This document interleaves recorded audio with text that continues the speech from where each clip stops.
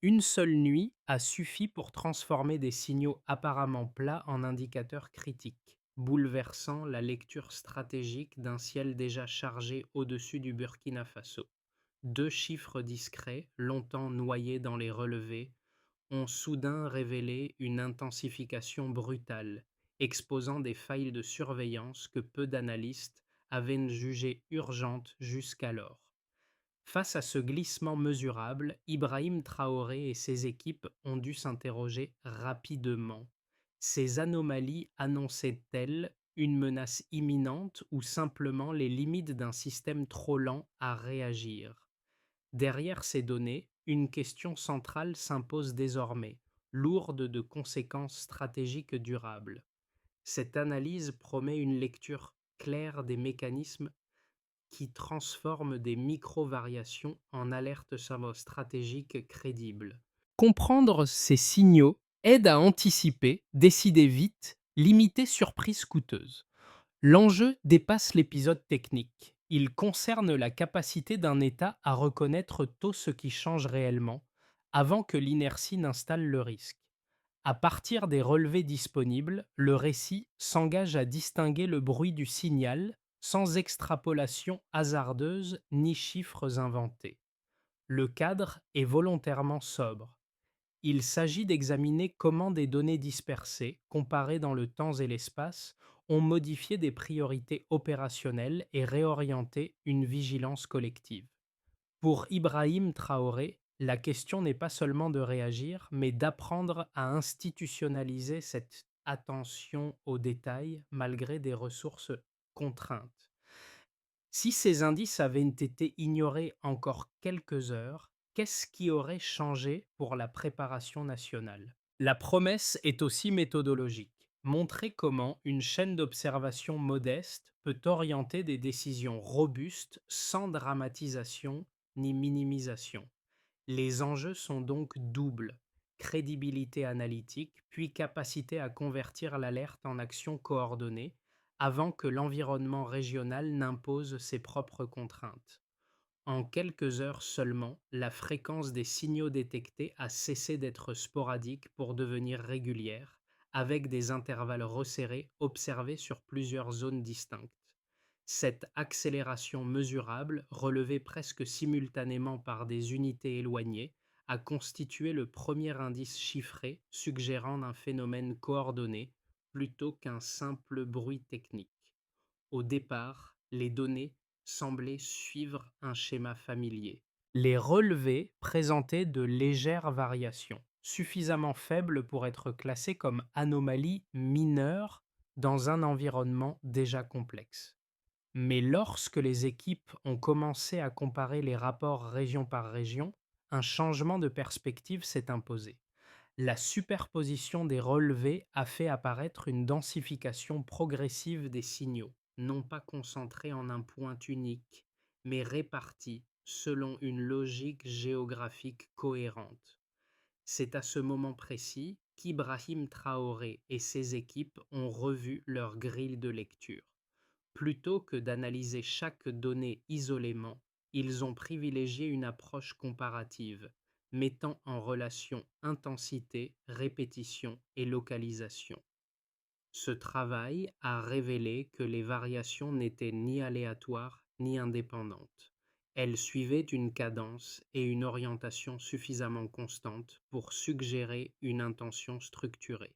Le contexte institutionnel explique en partie pourquoi ces signaux avaient initialement été sous-estimés.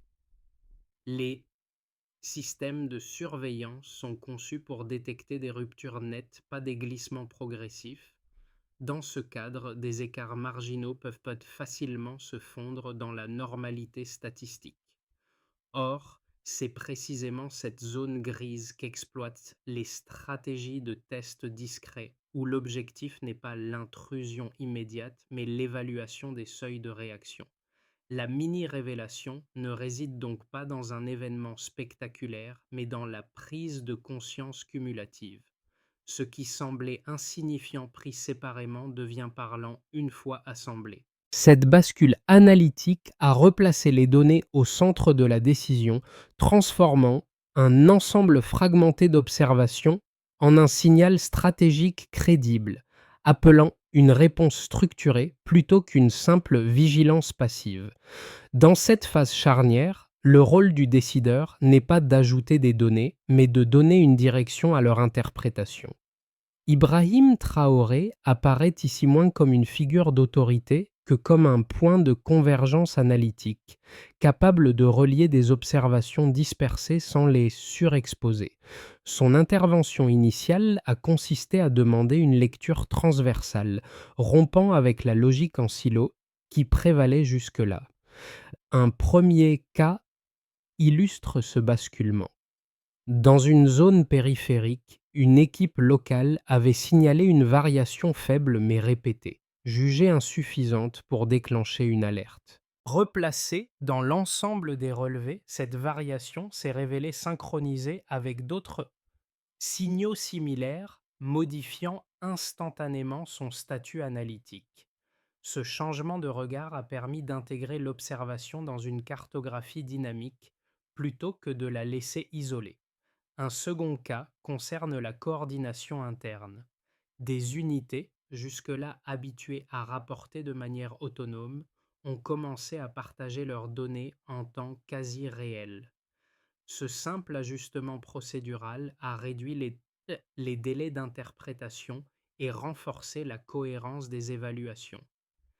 L'impact immédiat n'a pas été opérationnel, mais cognitif. Les équipes ont appris à reconnaître la valeur d'indices faibles lorsqu'ils sont mis en relation. Ces effets précoces ont eu une conséquence déterminante. Ils ont transformé la perception du risque, non par dramatisation, mais par clarification. La menace n'était plus abstraite ni hypothétique. Elle devenait lisible à travers une accumulation ordonnée de faits. En clair, une lecture collective rend l'invisible stratégiquement exploitable.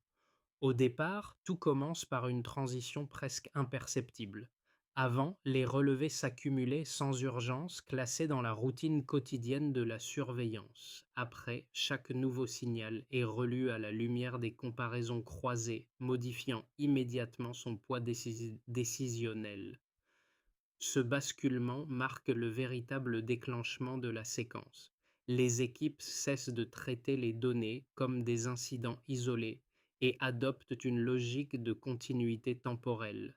Les variations, jusque-là tolérées comme des fluctuations normales, sont replacées dans une chronologie courte. Cette lecture révèle une progression nette. Les signaux apparaissent plus rapprochés, plus réguliers et surtout plus cohérents dans leur distribution spatiale. Ibrahim Traoré valide alors un changement de posture, non pas opérationnel mais interprétatif, en demandant que chaque nouveau relevé soit immédiatement comparé au précédent. À mesure que les données s'accumulent, le schéma devient plus lisible. Les équipes identifient des points de convergence, des zones où les signaux semblent se répondre à distance. Cette récurrence élimine progressivement l'hypothèse d'un dysfonctionnement technique aléatoire. Le rythme de travail s'accélère, non sous la pression d'une crise déclarée, mais sous l'effet d'une conviction croissante. Quelque chose est en train d'être testé. La circulation de l'information est resserrée, les délais de validation raccourcis et les interprétations sont discutées collectivement plutôt que transmises verticalement. Le point culminant intervient lorsque la répétition devient impossible à ignorer. Les dévariations ne sont plus seulement fréquentes, elles sont prévisibles dans leur forme. Cette prévisibilité change la nature de la menace perçue. Il ne s'agit plus de subir des signaux, mais de comprendre une logique externe qui observe, ajuste et recommence. À ce stade, la décision n'est pas encore une réponse visible, mais une préparation mentale et organisationnelle à l'éventualité d'une intrusion plus explicite. Ibrahim Traoré insiste alors sur un principe simple: ne pas réagir trop tôt, mais ne plus douter de la nature stratégique du phénomène. La phase des répliques commence après ce sommet d'analytique. Les procédures internes sont ajustées, certaines routines abandonnées. Les unités locales, auparavant prudentes dans leur remontée, gagnent en assurance et signalent plus systématiquement les écarts, même minimes. Cette dynamique crée un effet cumulatif. Plus les données circulent, plus leur interprétation gagne en précision. Le système, sans transformation technologique majeure, devient plus sensible par apprentissage collectif. Ce déploiement progressif ne produit pas d'événements spectaculaires immédiats. Son effet principal est structurel. Il installe une nouvelle manière de lire l'environnement, où chaque signal est potentiellement porteur de sens s'il s'inscrit dans une série. La séquence entière montre comment un enchaînement discret, fait d'ajustements successifs, peut conduire à une montée en vigilance maîtrisée plutôt qu'à une réaction improvisée. Au moment où l'analyse bascule vers le quantifiable, un premier constat s'impose. La situation ne se définit plus par des impressions, mais par des écarts mesurables. Avant, les signaux étaient rares et dispersés. Après, ils deviennent plus fréquents, plus rapprochés et suffisamment réguliers pour être suivis dans le temps. Cette transition, fondée sur la comparaison avant-d'après, constitue le socle factuel de la réévaluation stratégique. Le premier indicateur concerne l'intensité des signaux. Initialement faibles, ces variations restaient dans une zone tolérable pour les systèmes de surveillance. Cependant, leur progression constante a modifié leur interprétation. Une augmentation modeste mais continue suffit à signaler une adaptation délibérée. Autrement dit, ce n'est pas l'amplitude brute qui alerte, mais la persistance du changement. Cette lecture permet de comprendre comment un phénomène discret peut franchir un seuil critique sans jamais produire de rupture spectaculaire. Le deuxième indicateur porte sur la fréquence d'apparition. Les premiers relevés faisaient état d'occurrences espacées sans rythme identifiable. Puis, progressivement, les intervalles se réduisent. Les équipes observent une répétition à cadence quasi régulière, suffisamment stable pour exclure l'hypothèse du hasard. Chaque nouvel événement renforce alors le précédent, non par sa singularité, mais par son insertion dans une série. Cette régularité devient un argument d'analytique central, car elle suggère une phase de test plutôt qu'une tentative isolée. Le troisième indicateur concerne la direction et la distribution spatiale. Pris séparément, les signaux semblent sans lien. Mais une fois cartographiés, ils révèlent des trajectoires convergentes vers des zones sensibles. Cette convergence modifie radicalement la lecture des données. Il ne s'agit plus de points épars, mais d'un ensemble orienté, structuré autour d'objectifs plausibles. La dimension géographique agit ici comme un amplificateur de sens, transformant des relevés techniques en indices stratégiques. L'intérêt de cette approche quantitative réside dans leur combinaison. Aucune de ces mesures, isolées, n'aurait suffi à déclencher une alerte crédible. C'est leur superposition qui produit une image cohérente. L'intensité montre une adaptation progressive. La fréquence révèle une intention répétée. La direction suggère une finalité. Ensemble, elles déplacent le débat de la suspicion vers l'évaluation structurée. Pour Ibrahim Traoré, cette phase est décisive. Elle permet d'objectiver la menace sans la surestimer. Les chiffres ne servent pas à dramatiser, mais à hiérarchiser. Ils offrent un langage commun aux différentes unités, réduisant les interprétations subjectives et facilitant la coordination. Cette quantification minimale mais ciblée transforme l'incertitude en hypothèse de travail exploitable. Ainsi, la preuve n'est pas un chiffre spectaculaire, mais une série d'écarts cohérents. C'est cette logique cumulative qui justifie le changement de posture, en ancrant la décision dans une lecture mesurée, reproductible et partageable, plutôt que dans une réaction intuitive ou défensive. Une première lecture critique minimise la portée des événements. Selon cette position, les anomalies détectées ne prouvent pas une amélioration structurelle de la défense, mais révèlent surtout les limites techniques des dispositifs intrus. Dans cette optique, la neutralisation observée relèverait davantage d'une conjoncture favorable que d'une montée en compétences durables.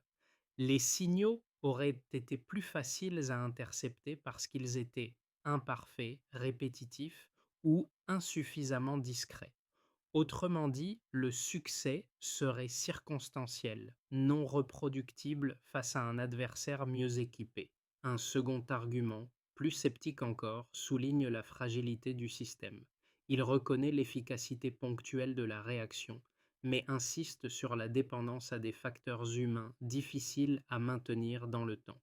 La vigilance accrue, l'attention portée aux détails et la coordination rapide peuvent s'éroder. Sans investissement technologique majeur, cette approche risquerait de plafonner rapidement. Dans ce cadre, l'épisode analysé serait une exception révélatrice, mais non un modèle généralisable. Ces deux arguments méritent d'être pris au sérieux. Ils rappellent que la robustesse d'un dispositif ne se mesure pas à un seul événement. Cependant, ils négligent un élément central mis en évidence par les données disponibles, la dynamique d'apprentissage. La réponse observée ne repose pas uniquement sur la faiblesse de l'intrusion, mais sur la capacité à reconnaître un schéma avant qu'il ne devienne évident. La réaction en quelques minutes, souvent citée, n'est pas seulement un indicateur de rapidité, mais le résultat d'une préparation cognitive préalable. Les équipes n'ont pas improvisé. Elles ont appliqué une grille de lecture construite en amont, fondée sur la comparaison des signaux dans le temps et l'espace. De plus, l'argument de la fragilité humaine ignore l'effet cumulatif des procédures. Une méthode partagée, même simple, tend à stabiliser les comportements. La répétition des analyses comparatives réduit la dépendance à l'intuition individuelle et renforce la cohérence collective. Ainsi, sans prétendre à une invulnérabilité durable, l'épisode montre autre chose qu'un accident heureux. Il révèle une capacité à transformer des signaux faibles en décisions structurées. La question n'est donc pas de savoir si le système est fait parfait, mais s'il a progressé d'un état passif vers une vigilance active, mesurable et perfectible. Cette phrase résume le renversement d'analyse intervenu à mi-parcours. Jusqu'ici, les signaux étaient interprétés comme des indices annonciateurs d'une intrusion possible. La relecture cumulative a déplacé le cadre, il ne s'agissait pas d'entrer mais de mesurer. Mesurer les seuils, les délais, les réflexes. Autrement dit, observer la réaction avant de décider de l'étape suivante. Ce changement de focale modifie profondément la posture défensive. Si l'objectif extérieur est l'évaluation, alors la réponse ne peut pas être uniquement réactive. Elle doit devenir démonstrative, suffisamment lisible pour signaler que le test est compris.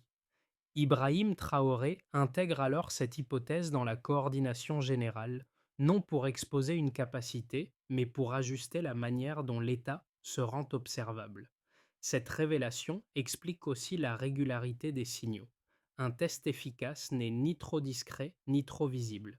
Il doit provoquer une réponse mesurable sans déclencher une escalade. Les données observées correspondent précisément à cette logique intermédiaire. À partir de ce point, la question change de nature. Il ne s'agit plus seulement de neutraliser une menace potentielle, mais d'indiquer que le système apprend, s'adapte et mémorise. La bascule est stratégique. La défense cesse d'être passive et devient un élément actif de dissuasion, même sans démonstration spectaculaire. Les effets de cette séquence analytique se manifestent d'abord au niveau institutionnel. Pour les autorités nationales, la principale conséquence réside dans un changement de hiérarchie des priorités. La surveillance n'est plus pensée comme une fonction périphérique, mais comme un processus continu d'apprentissage. Les décisions ne s'appuient plus uniquement sur des alertes les franches, mais sur des tendances observées et comparées. Cette évolution réduit le risque de surprise stratégique, même en l'absence de moyens technologiques supplémentaires. Sous l'impulsion d'Ibrahim Traoré, Cette lecture progressive a renforcé la cohérence entre unité locale et centre décisionnel. Du côté des forces opérationnelles, l'impact est plus direct. Les équipes de terrain ont vu leur rôle revalorisé. Des observations autrefois considérées comme secondaires acquièrent désormais un poids réel dans la chaîne d'analyse. Cette reconnaissance modifie les comportements. Les remontées sont plus systématiques, plus contextualisées. La conséquence n'est pas une surcharge d'alerte, mais une amélioration de la qualité des informations partagées. Les unités développent ainsi une capacité accrue à distinguer une anomalie isolée d'un motif émergent. Pour la population, l'effet est moins visible mais tout aussi structurant. La perception de la sécurité évolue. L'État apparaît moins comme un acteur réactif face à des crises soudaines et davantage comme un système attentif aux signaux faibles. Cette posture renforce la confiance non par l'affichage de puissance, mais par la démonstration d'une vigilance méthodique. Les citoyens comprennent que leurs observations locales, lorsqu'elles existent, peuvent s'inscrire dans un dispositif plus large, même indirectement. Les acteurs économiques, en particulier dans les zones sensibles, perçoivent également ce changement. La capacité à détecter des intrusions discrètes modifie les calculs de risque. Les zones stratégiques ne sont plus considérées comme facilement observables sans réaction. Cette nouvelle donne un site à une prudence accrue de la part d'acteurs extérieurs et stabilise à court terme certains environnements d'activité. Il ne s'agit pas d'un gain économique immédiat, mais d'une réduction de l'incertitude. Enfin, à l'échelle régionale, les conséquences sont symboliques mais réelles. Les observateurs extérieurs réévaluent les capacités du Burkina Faso. La leçon principale n'est pas technologique, mais organisationnelle. Elle montre qu'un système peut gagner en efficacité par la cohérence analytique plutôt que par l'accumulation de moyens. Ibrahim Traoré apparaît ici comme le vecteur de cette transformation discrète, fondée sur la lisibilité des réactions plutôt que sur leur intensité. Ces effets combinés dessinent un résultat clair. La séquence étudiée n'a pas seulement répondu à une situation ponctuelle. Elle a modifié la manière dont différents groupes internes et externes anticipent désormais le comportement de l'État burkinabé face à des signaux ambigus. Une première trajectoire possible repose sur la continuité maîtrisée. Le dispositif conserve les ajustements récents sans transformation majeure. La vigilance reste stable, fondée sur la comparaison régulière des signaux et l'échange fluide entre unités. Les intrusions potentielles persistent, mais à un niveau mesurable, sans escalade visible. Dans ce cadre, l'État privilégie l'apprentissage incrémental plutôt qu'une rupture coûteuse. Si cette trajectoire se maintient, la principale valeur ajoutée réside dans la réduction progressive des angles morts, sans promesse d'invulnérabilité. Une deuxième trajectoire, plus favorable, introduit une dynamique de consolidation. Les méthodes d'analyse se diffusent plus largement, y compris au-delà du périmètre initial. Les équipes gagnent en assurance, les procédures se stabilisent et la lecture des signaux faibles devient plus précoce. Cette maturation permet d'anticiper davantage en raccourcissant les cycles d'interprétation. Dans cette hypothèse, la posture défensive devient plus dissuasive par sa prévisibilité analytique. Les acteurs extérieurs intègrent cette capacité dans leurs calculs, ce qui réduit la probabilité de tests répétés. Le bénéfice principal est alors stratégique. Moins de surprises, plus de contrôle sur le tempo des réponses. Une troisième trajectoire, plus défavorable, suppose une adaptation adverse plus rapide. Les signaux deviennent plus discret, moins régulier, plus difficile à corréler. La méthode actuelle atteint ses limites face à des tactiques conçues pour brouiller les comparaisons. Sans renforcement ciblé, la vigilance risque de s'éroder, non par relâchement mais par surcharge informationnelle. Dans ce contexte, l'État doit choisir entre investir dans de nouveaux outils ou accepter une zone d'incertitude accrue. La pression ne se manifeste pas par une crise ouverte, mais par une accumulation de doutes non résolus. Ces scénarios ne sont pas des prédictions, mais des cadres de lecture. Ils montrent que l'enjeu central n'est pas la certitude, mais la capacité d'ajustement. Si les signaux évoluent, alors la méthode doit évoluer aussi. Dans tous les cas, la question clé demeure la même. Comment préserver une vigilance lisible sans déclencher une spirale de surenchère? La réponse ne tient pas dans un choix unique, mais dans la cohérence des décisions prises face à l'incertitude. Au-delà des cercles décisionnels, les événements analysés produisent une résonance plus diffuse mais profonde auprès de différents groupes de la société. Pour les agents impliqués directement dans la surveillance, l'expérience agit comme une validation. Elle montre que l'attention portée aux détails, souvent perçue comme ingrate, peut influencer des choix stratégiques réels.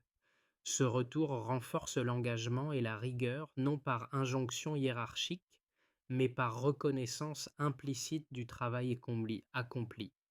Pour les citoyens, l'impact est plus indirect. La sécurité cesse d'apparaître comme une abstraction lointaine. L'idée qu'un système puisse apprendre à partir de signaux faibles sans attendre une crise manifeste modifie la perception du risque.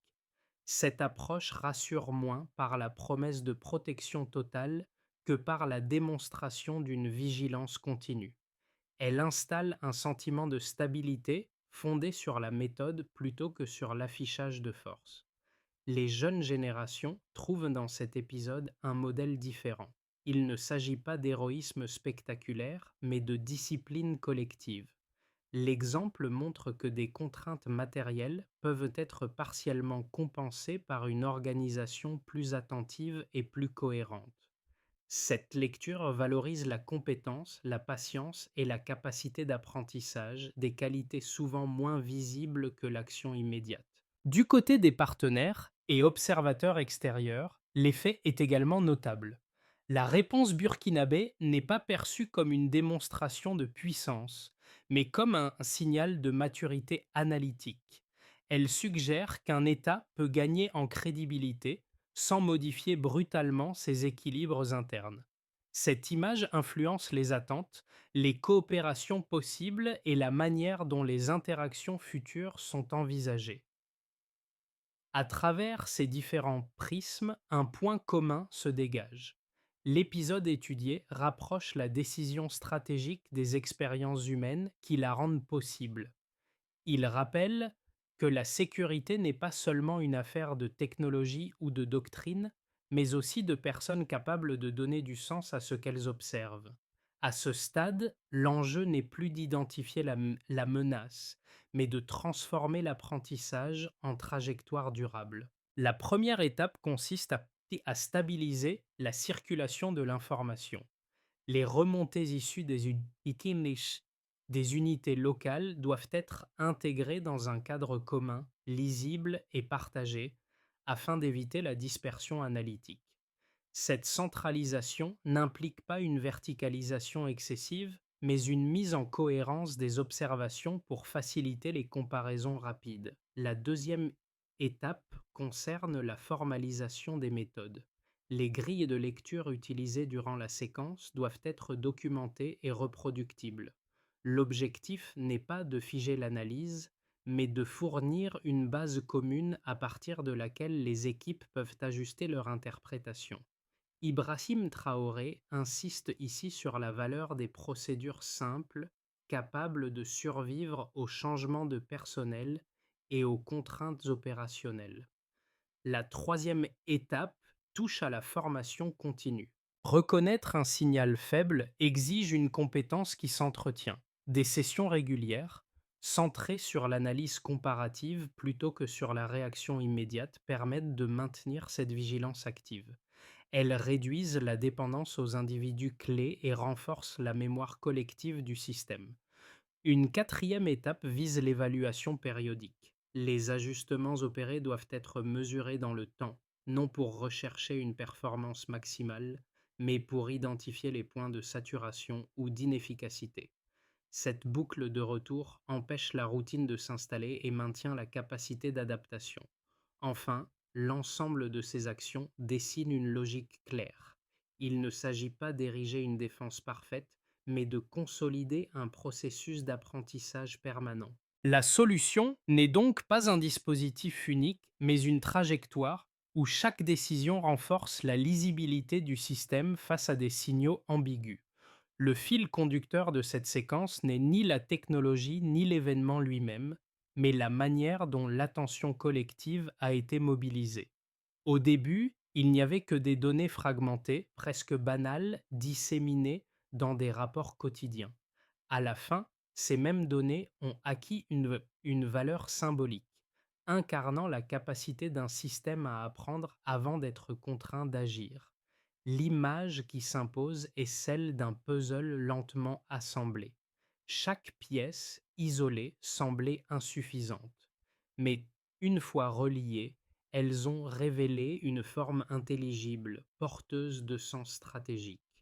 Cette transformation ne repose pas sur un moment spectaculaire, mais sur une accumulation patiente de décisions discrètes. Ibrahim Traoré apparaît ici comme le garant de cette continuité, non pas par un geste unique, mais par une constance dans la lecture et l'arbitrage. Son rôle symbolise une posture où la lucidité prévaut sur la précipitation et où la méthode protège autant que l'action. La force de ce récit tient précisément à son absence de grandiloquence. Il rappelle qu'une vigilance partagée peut produire des effets réels, même dans un environnement contraint. Ce qui était invisible devient alors lisible, et ce qui était perçu comme une faiblesse se transforme en point d'appui. Une leçon demeure, voir tôt change tout. Ce parcours analytique invite à dépasser l'épisode étudié pour interroger des enjeux plus larges. Il montre qu'une lecture attentive des signaux faibles peut modifier durablement la relation entre incertitude et décision. Dans un contexte où les menaces deviennent plus diffuses, la capacité à observer, comparer et apprendre prend une valeur stratégique centrale. L'expérience du Burkina Faso suggère qu'il n'existe pas de réponse universelle. Chaque système doit trouver son propre équilibre entre vigilance, lisibilité et retenue. L'essentiel n'est pas de tout voir, mais de comprendre ce qui mérite d'être relié. Cette approche ouvre un espace de dialogue autant à l'intérieur des institutions qu'avec la société qu'elles protègent. Pour le public, la question n'est pas de juger une performance ponctuelle, mais de réfléchir aux conditions qui rendent une telle adaptation possible. Quelles pratiques encouragent l'attention collective? Quels signaux choisissons-nous d'ignorer par habitude ou par confort? Et comment transformer l'observation en action sans céder à la précipitation? Ce récit ne cherche pas à conclure définitivement. Il propose une grille de lecture, un point de départ pour penser autrement la vigilance dans un monde incertain. La suite dépend désormais de la manière dont chacun décide de regarder ce qui souvent passe inaperçu.